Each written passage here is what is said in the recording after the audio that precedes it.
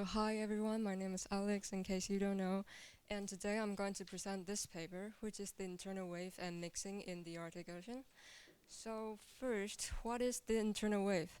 So they happen inside of the ocean, of course, and they mostly driven by the density differences, and they can generate some velocity shear and lead to turbulence and vertical mixing like this.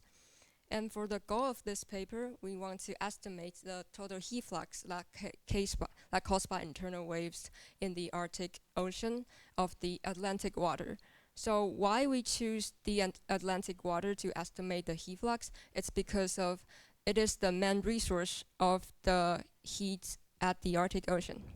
So the Atlantic warm water enter and exits the Arctic Ocean through Fram Strait, and it's circulated in the Arctic Ocean like this. And it sits below the cold water and the freezing surface at 200 meters and 500 meters. It's about 2 to 4 degrees Celsius, which make the temperature gradients 1 to 2 degrees Celsius per 100 meters. And in this paper, we want to use, if it's mixing upward, it will lose some heat. And in this paper, we want to know that is the internal wave the main factor of the vertical mixing or not. So previous research suggests that Atlantic water, the heat loss of the Atlantic water is 18 to 68 terawatts. And nearly 19 terawatts heat lost near Fram Strait as it enters at the first place. So the rest of the heat loss in the Arctic Ocean will be 5 to 49 terawatts. The reason why the minimum is not negative 1 terawatt is because negative volume is not practical, and also there's some other studies suggest that 5 terawatts should be the minimum of the heat loss in the Arctic Ocean. So I just said that we want to use internal waves, but the internal waves climate and mixing due to it in the Arctic Ocean, it's kind of deviates from other open ocean on the planet. And for the other open ocean on this planet, they actually follow the spectrum, which is GM spectrum. This is not important, I just want to talk about it real quick. So it's a statistical spectrum model that describes the internal wave energy and how it works in the most of the open ocean area. And because we cannot use this model, we will use another formula. So this is one of the important formula in this paper. K means how well the masses of different density, how well the water masses of different density mixed, and equals to the mixing intensity suggested by the GM model that I just mentioned earlier. And although the formula is a little bit messy here, I will explain it to you. So K equals to K0 times S to the 4th power divided by N squared to the 4th power. And N squared here, I think a lot of you are familiar with this, and this is actually means the density of stratification. And what is shear? So imagine there are two water mass, one is on top and one is on bottom. If they move in the different direction, the top one moves to right and the bottom one moves to left, it will increase the velocity difference and make a greater shear. And if they move in the same direction, the velocity difference will decrease and shear will be decreased as well. So that is what shear is. So now we get K, and then we can calculate the heat flux, which is using this formula. So the heat flux equals to the density of seawater times specific heat of seawater times K times the temperature gradient. And because we want to measure the total heat loss in the Arctic Ocean area, so we need to times the area at the end of this formula. So we need to estimate K, and then we can calculate the heat flux, which means we will need these three kind of data, which is velocity, temperature, and N squared. So first, for the velocity, we use XCP. It's a free-falling current profiler. And then for temperature and N squared, we will use CTD data. And we also found that arrows in n square increase significantly below 400 meters, so no data below this depth will be used. So this is our study area. In this study, we used two cruise/projects, the data from these two to provide the number for the formula and cover these five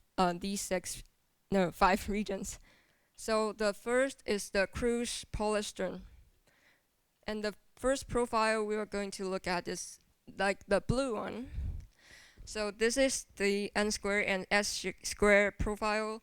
You can see at the edge of the ridge, the s square increase and n square decrease, and it has the opposite pattern at the plane area, which means the k will increase a lot at the end, at the edge of the ridge, and decrease at the plane area.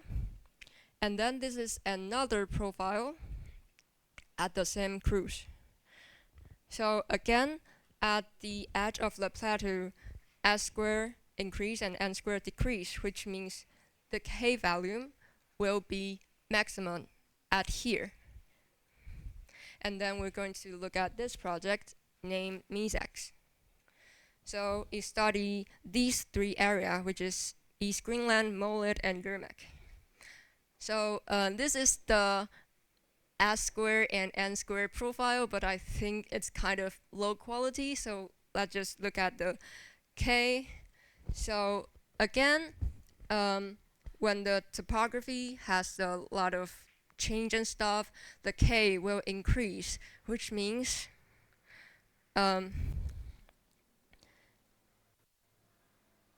the k volume increase at the rougher topography and it decrease at the plane area. For example, at the Nansen Plain, the k is about 5 times 6 to the negative 6 power m squared per second, and at Moly, k is about 10 to the negative 4th power meter squared per second. And it's about 100 times larger than the one in the plane. So for that being said, when we are calculating the heat flux, the k value at the plane region could be neglected. So now finally we're going to calculate the total heat flux. And just remind you again, the rest of the Arctic Ocean heat loss is about 5 to 49 terawatts. And for Moly, Yermak, and Nansen Ridge, these three areas, their k are about 5 times 10 to the negative 5 meters squared per second. And the temperature gradient, just like I mentioned before, it's 1 to 2 degrees Celsius pre 100 meters. So that makes the total heat flux is 2 to 4 watts per meter square. And in the Arctic, there are 30% of the area has the same topography, which means the area is about 3 times 10 to the 12th power meter square, and make it times 2 to 4 watts per meter square. The total heat flux will be 6 to 12 terawatts, which is close to 5, but far from 49. So maybe you can say the internal waves probably not the dominated factor for heat transport in the Arctic Ocean, but we also cannot neglect it because it also provide a lot of mixing, vertical mixing, and turbulence in some area that has rough topography. And also, before I end this presentation, I want to mention that the author did not talk about the seasonal and annual effects on the heat budget, since it's 18 to 68 terawatts, and there's a lot of number inside of it.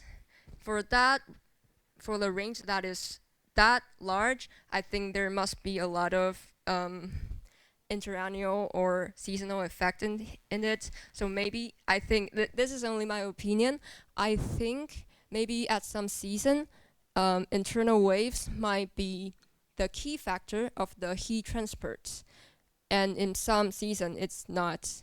So yeah, that is pretty much my presentation. This is my references, and this is now we are entering the QA section, and for QA section, I actually prepared some questions for you to ask because I think this paper is a bit hard to understand and some of the student might not know where to start. But anyway, yeah, that is my presentation.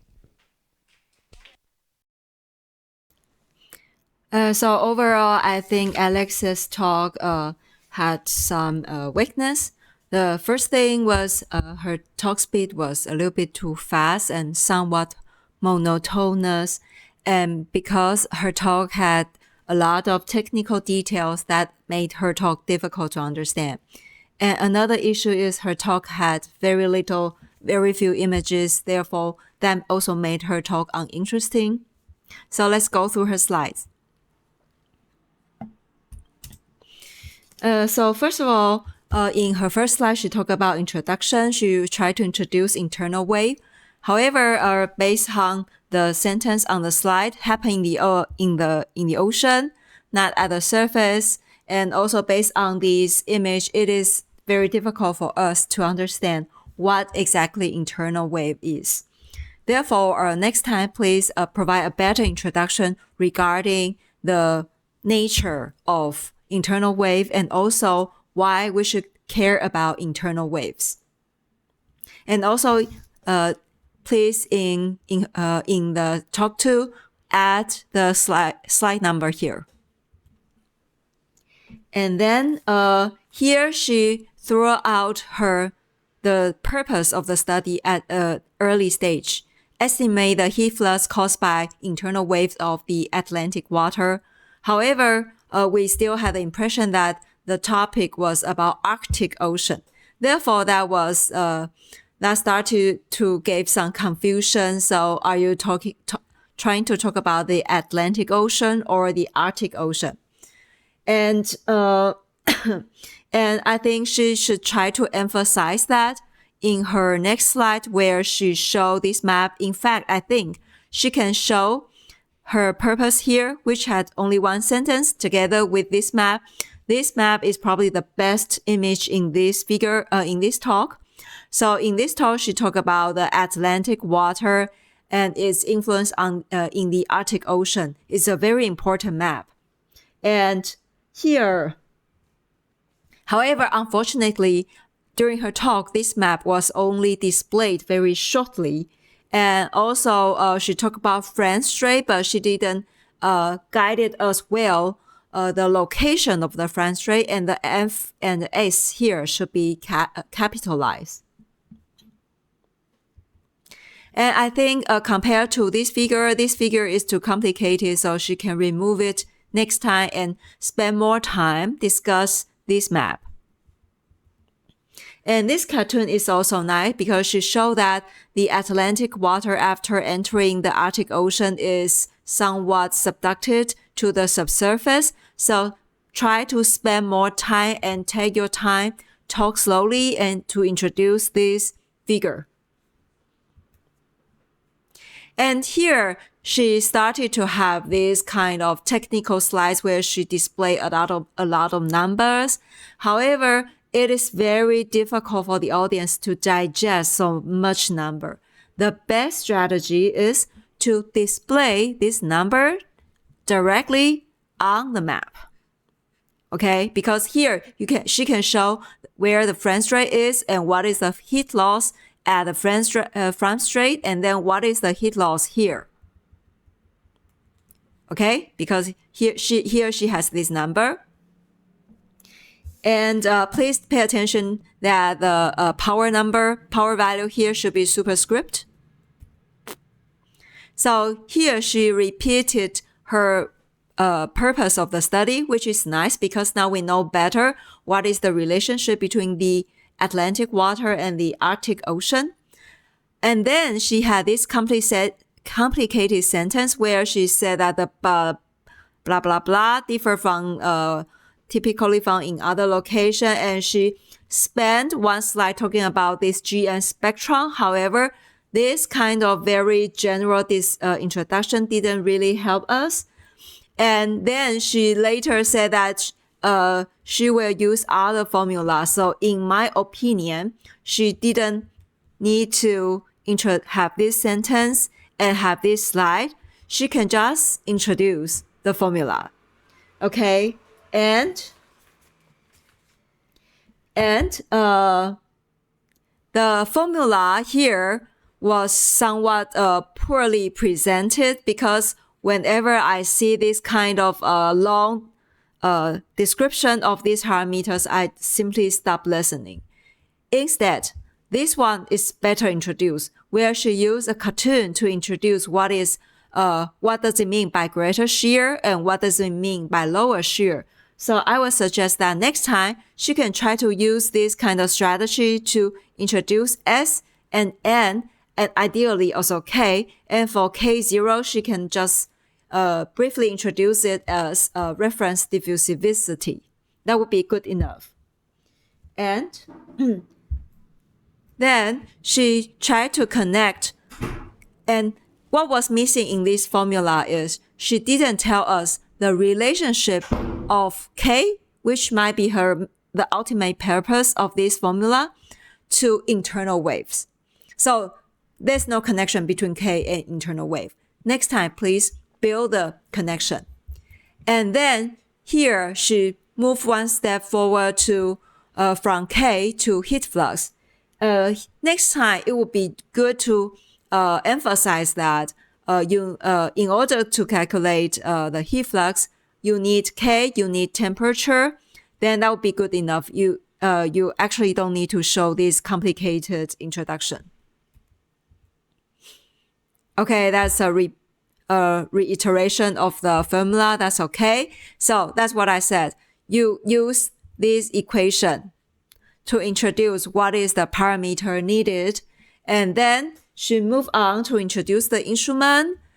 And as I said in the earlier talks, the best way to introduce this instrument is to show their photos. So next time, please add photos. Well, why do you have so much space here and here? This is not necessary. And also here, you can easily add a CTD image, right? Okay, then she started to show the map in the paper.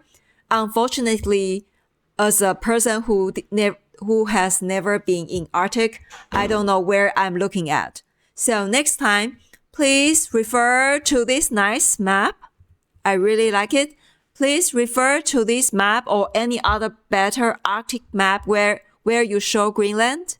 And also, what is this? I don't know. Norway, Europe, maybe.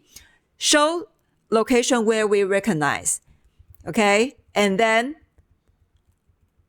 together with this map, and then try to find where this place is in a larger region map. Okay, then for the following slide, she showed 3 sets of data like this. So that's the first set. However, during her talk, she did not introduce the axis here, and here she actually has 2 parameters, but the axis for n squared is missing. And the worst thing is, even she spent some time discussing S and N, we no longer remember what is S and N. So it would be best to tell us again what is this and what is that. And finally, please give a concluding remark. Write a short sentence here. You have a lot of space. And then remind us again what is K and its relationship to internal waves. And for the rest, you have the same thing. So try to do the same thing. Then she started her discussion. And in the discussion, please pay attention to the number here. The power value should be superscript. And then she come back to her to these numbers. So like my suggestion for the earlier slide, please reuse the map and print these heat flux on the map. And then she started to use the data generated in this paper to calculate the heat flux. It would be great that you can also use the map to identify this ridge and tell us that, okay, that's the heat flux generated by the internal wave above this ridge. And then show a bigger map where you can show the topography of the Arctic Ocean, you can refer to the paper of Tina Sun. And then you can tell us that because there's a 30% of rough topography in the Arctic Ocean, the heat flux is like this. Then that's her conclusion slide. I think this conclusion slide is not very informative because it would be best for conclusion slide to repeat what has been said in the talk. And furthermore, after she read this sentence, she said a lot more. It's more about her reflection of this topic, but without any keywords printed, we just lost our mind. So if you want to say anything with long sentences, please print keywords. Okay, I hope to see improvement next time.